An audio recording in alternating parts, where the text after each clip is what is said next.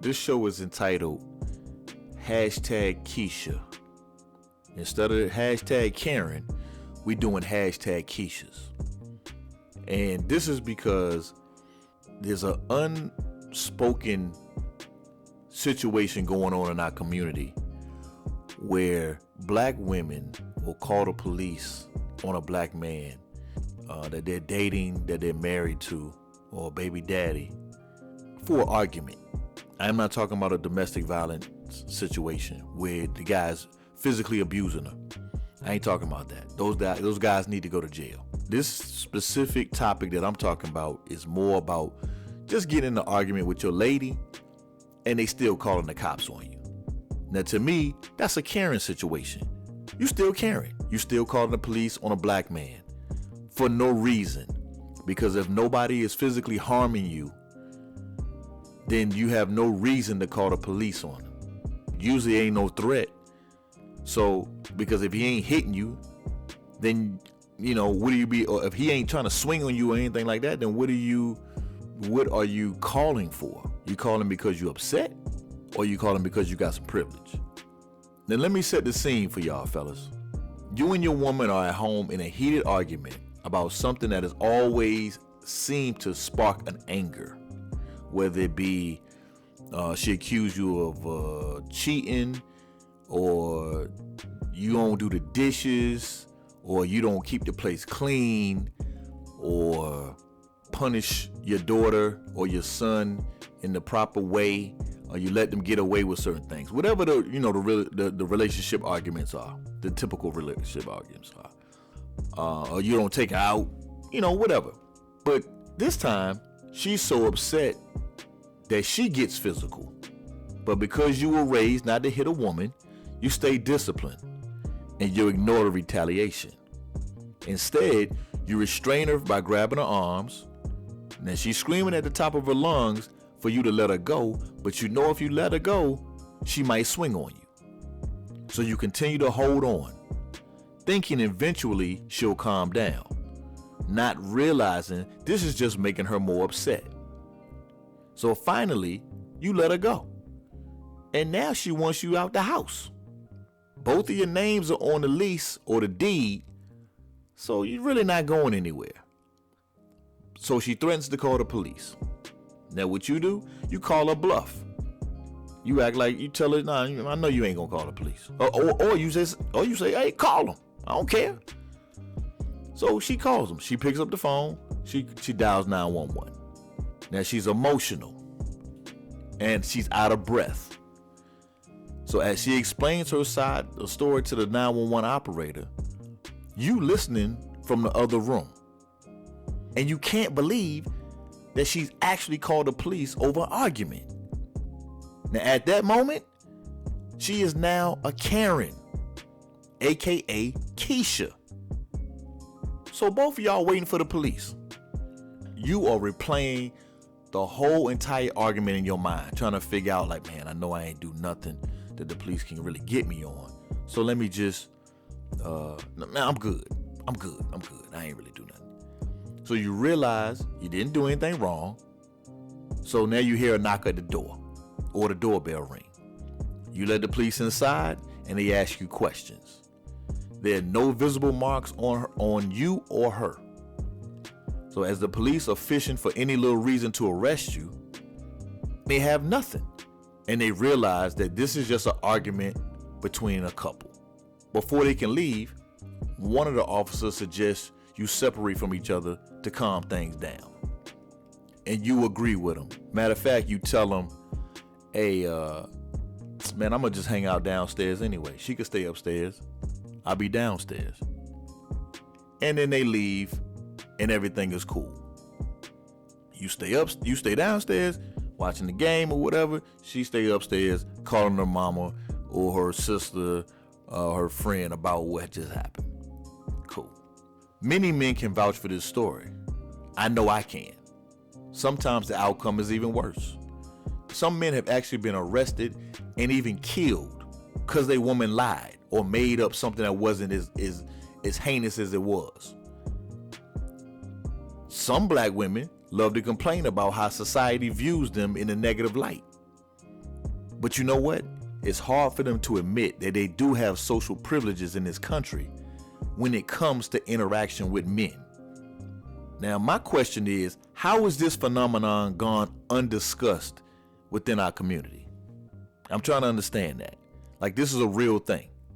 Anytime a person calls the cops on a black man, it could be a life-threatening situation, regardless or if it's a white or black woman.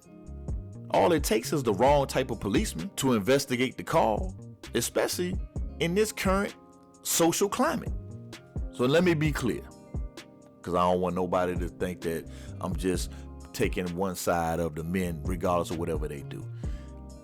If a man is becoming violent in a domestic situation, then by all means, the woman should either call the police, her daddy, brother, uncle, blood or crip, buzzin' or cousin, whatever set they claim, basically any man that will protect her.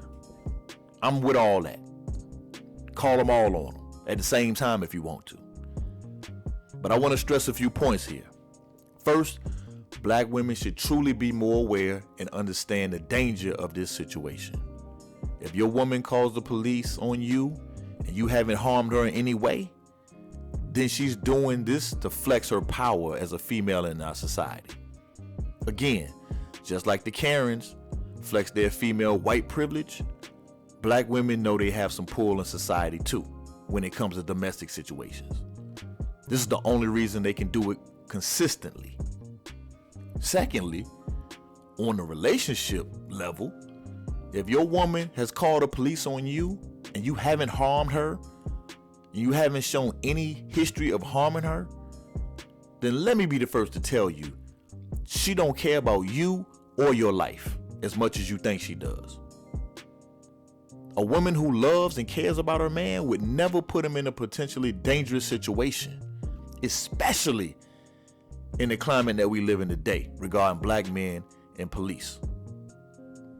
If she calls the police out of anger, you need to honestly reconsider your relationship. And I'm being nice. You really need to bounce, but I'm being nice. Or at least speak to her about it. Like I said, I'm being nice. Because you really need to you need to be gone. And don't look back. And you don't even need an explanation. Damn that explanation. She called the police on you like that, out of anger, man, just leave. Because it's not gonna get any better.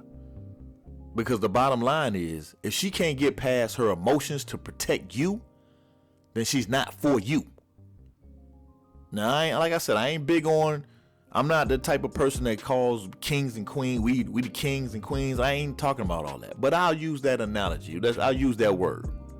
Now, if her job is to help the king, a queen's job is to help the king, not put the king in a situation that could turn deadly and affect an entire family. The queen has many important responsibilities, and one is to exhibit some type of emotional discipline in order to keep the throne intact. So I'm saying all that to say, I've been in those situations. I've been in a situation where I'm arguing with my baby mom and it ain't nothing physical. We just in each other's face. I mean, we in each other's face now. But I ain't smacked her, I ain't hit her, I ain't pushed her, I ain't mushed her, I ain't do none of that. And she ain't done none of that to me. But she called the police because she is talking about she's doing that to protect her. Because she about to hurt me. So she called the police. Police come. Like I gave you that whole scenario. Please come. They like, hey, what's going on? We got a domestic violence call at this address. Yeah, come on in. Okay, what's the deal? Man, me and my girl arguing. About what? I don't know. I forgot what it was. Cleaning the house, something. Anybody put their hands on the other person? Nope. Then he go ask her, did he put his hands on you? No, he didn't. Now at that moment, she could have got me fucked up. I'm gonna be honest with you. She could have got me got. I could have been locked up. Now I know there's a lot of women who do that, who will go all the way in on the lie, but she didn't. I respect that. She didn't go on the lie. She told the truth. But she did say, yeah, no, he didn't do nothing to me, but I just don't want him in my house. Well, first of all, this ain't your house. We share the house. I'm on the lease, so I can't go nowhere. Then she's like, if he stay around, I'ma hurt him. Then both of the police was like, well, what? Did you just say that you're gonna hurt? So you're threatening him. Now we can lock you up for threatening him because you said that there was no physical contact going on and everybody was just arguing. But now you're threatening him to hurt him. So we can lock you up. They didn't. But that was a red flag for them. So I say that to say, man, I know there's a lot of brothers out here going through the same situation. And it doesn't get talked about a lot. Now I do know stories like that story we just listened to about a woman who called the police and the police killed her or shot her boyfriend.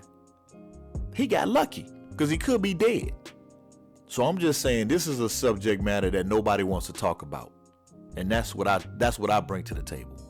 Let's get it in. Let's talk about these subject matters that mean something, that we can change something. Because this is the small stuff that affects families too.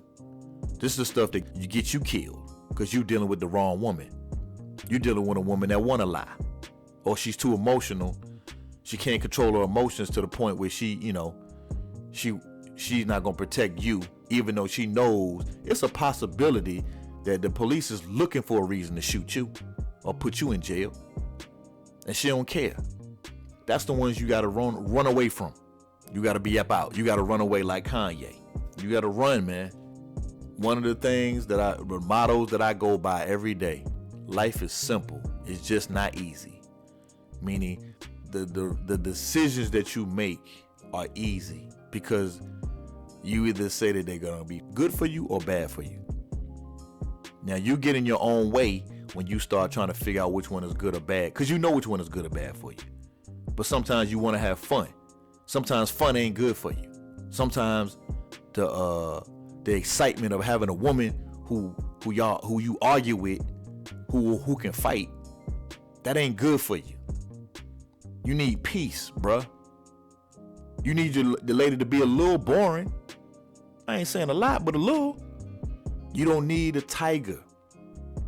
Like I say, I'm a rabbit and a deer hunter when it comes to women.